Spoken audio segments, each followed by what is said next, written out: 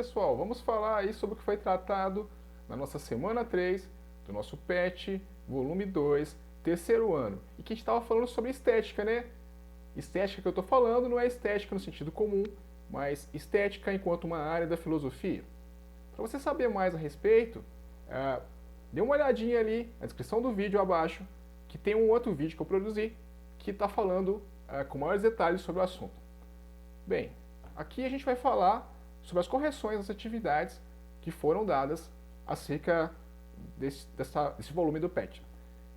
A primeira delas é uma questão que tem a ver com um escritor brasileiro muito famoso e importante, chamado Ferreira Goulart.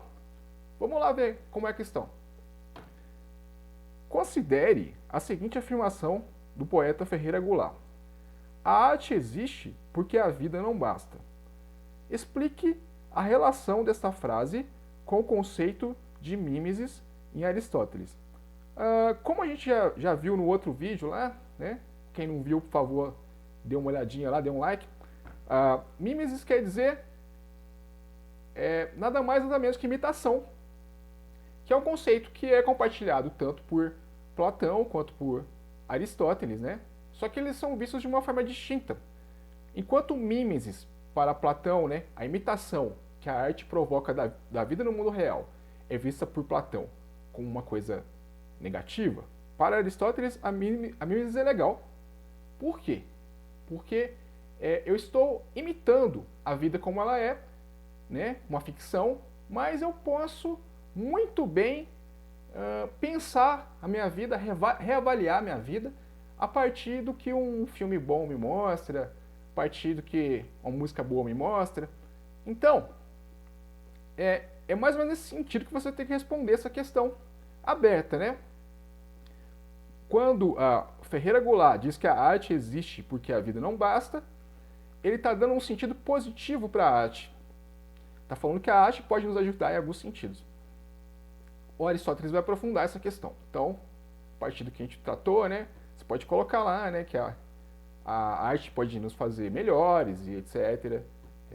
Tem a questão da purificação, né, da catarse que o Aristóteles fala, né, que pode nos fazer um indivíduo evoluído, enfim. Pode fazer a gente pensar sobre a nossa realidade. Então você vai ter que escrever alguma coisa nesse sentido, beleza? Vamos para 2. A número 2 consiste em um comentário sobre a obra Necessidade da Arte, do Ernest Fischer, em que é dito o seguinte, que este sujeito considera a arte como elemento essencial para a compreensão da realidade, na medida em que ajuda o homem não apenas nessa compreensão, mas também porque possibilita o suporte necessário para o aumento da determinação de torná-la mais humana e mais hospitaleira para a humanidade. Repare o seguinte, é uma questão de interpretação de texto, tá? Tá falando aqui duas coisas, né? Que a arte, ela ajuda a compreender o mundo e também para tornar o mundo melhor e mais hospitaleiro. Então, temos ali 5 opções. Na letra A está dizendo o seguinte, a obra de arte, além de favorecer a interpretação do mundo, reivindica transformações. Como eu acabei de dizer acima, né? Ele está falando que a arte ajuda a compreender o mundo e também a tornar o mundo mais hospitaleiro. Então, vai contemplar as duas coisas que foram ditas aí na letra A, né? Interpretar e transformar. Então, a correta é a letra A, beleza? E vamos entender agora por que as demais estão equivocadas. Tá lá, né? Letra B. Não importa o nível de letargia da arte. O que interessa é que funcione como bálsamo para os espíritos exaustos. Veja bem, o que está chamando de letargia da arte seria uma arte que não produz frutos, né? É uma arte desprovida de sentido, uma arte que leva para lugar nenhum. E que isso não tem problema, desde que a arte nos console. Bem, é uma visão, só que ela está desconectada da visão do Fischer. Portanto, ela está incorreta. Vamos lá. A letra C, ela diz o seguinte, Se a arte acompanha as transformações do mundo, e se vivemos em uma época explicitamente mercadológica, então a obra de arte deve adequar-se às exigências do mercado. Vamos entender o que é isso. Basicamente está falando que a arte deve acompanhar as tendências da moda, né? O que a maioria das pessoas querem ver. Então vamos supor assim, se a moda agora é filme de super-herói, então a gente tem que fazer uma arte toda voltada pro Capitão América, pro Homem-Aranha. Então isso daí, apesar de ser uma ideia absurdamente tosca que eu pensei agora, ela não corresponde também à perspectiva do Ernst Fischer. Então não pode ser essa, então a letra C está errada. Vamos para D.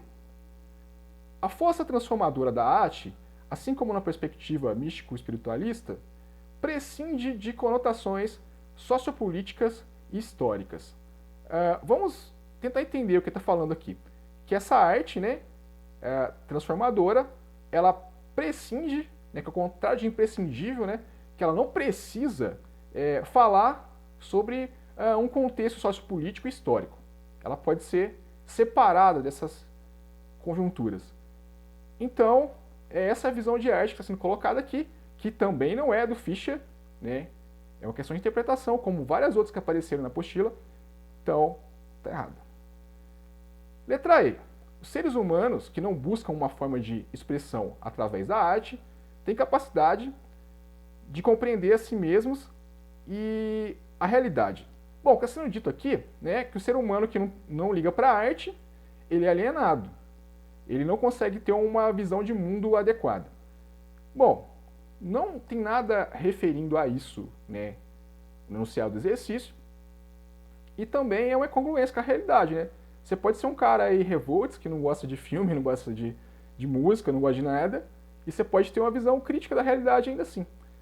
Lendo coisas mais sérias, né, mais duras, como história, como filosofia, sociologia e afins. Então, essa também está errada. Então, recapitulando, a letra certa é a A, né? E que a arte, ela além de interpretar o mundo, ela pode transformá-lo. Vamos para número 3, então. A 3, né, tem duas citações aí. Uma delas é do Platão, em que diz o seguinte: a arte de imitar está bem longe da verdade e se executa tudo, ao que parece, é pelo fato de atingir apenas uma pequena porção de cada coisa, que não passa de uma aparição. Então aquela visão lá, né, sobre a arte do Platão, que a gente falou no outro vídeo que está aí abaixo, em que é dita que a arte é a imitação do mundo das aparências, que já é uma distorção da realidade. Então a arte ela é bem ruim, bem negativa. E aí depois tem a citação ali, né, de um texto do Aristóteles, que é a Poética, em que é dito que o imitar é congênito no homem e os homens se comprazem no imitado. Ele está falando que a arte é uma coisa própria do homem e que é bacana, que dá para você pensar na sua vida a partir dessas visões que a arte recria do mundo real. Aí vamos para o enunciado ali, né? Com base nos textos, nos conhecimentos sobre estética e a questão da mimesis, em Platão e Aristóteles, assinale a alternativa correta. Letra A. Para Platão, a obra do artista é cópia de coisas fenomênicas. Ah, você não sabe o que é fenomênico? Pois bem, fenomênico, né, é um conceito filosófico, quer dizer algo que é captado através da experiência sensível, né, a partir dos sentidos, que é exatamente aquilo que o Platão não gosta. Ele gosta só de coisa racional, coisa que não passa pelos sentidos. E aí ele continua.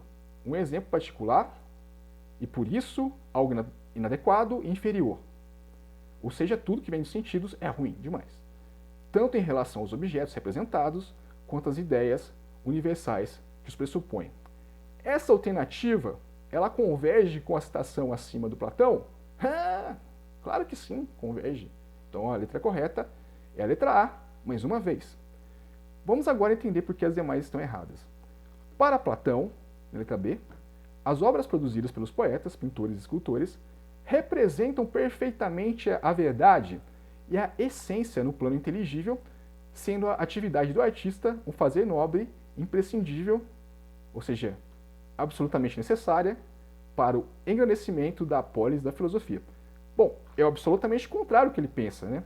a arte do poeta, do pintor, do escultor é ruim, porque ela distorce a realidade mais do que se eu estivesse observando diretamente alguma coisa. Então essa está equivocada. Letra C. Na compreensão de Aristóteles, a arte se restringe à reprodução de objetos existentes, o que veda o poder do artista de invenção do real e possibilita a função caracteral que a arte poderia assumir ao apresentar os modelos de maneira distorcida. O que o Aristóteles fala é exatamente o contrário disso daí, né? Ele diz que a arte ela é capaz, né, de possibilitar, né, uma reflexão sobre o mundo real, né, diferentemente do que ele está falando, que é uma simples reprodução. Então essa está errada. Letra D. Aristóteles concebe a mimesis artística como uma atividade que reproduz passivamente a aparência das coisas, o que impede ao artista possibilidade de recriação das coisas segundo uma nova dimensão. Essa também ela segue mais ou menos a mesma toada da anterior, né, em que é uma crítica a essa mimesis que segue mais ou menos a linha do que Platão diz, que a mimesis é negativa, mas a mimesis para Aristóteles é positiva. Então, também está errada a letra D. Letra E. Aristóteles se opõe à concepção de que a arte é imitação e entende que a música, o teatro e a poesia são incapazes de provocar um efeito benéfico e purificador no espectador. Também segue a mesma linha, é completamente o contrário disso, o que Aristóteles defende. Para ele, a arte é bacana pra caramba, tem um efeito benéfico que traz o indivíduo e pode purificar, né, o nosso espírito. Então, basicamente é isso que eu tinha para falar. Até a próxima aula. Tchau!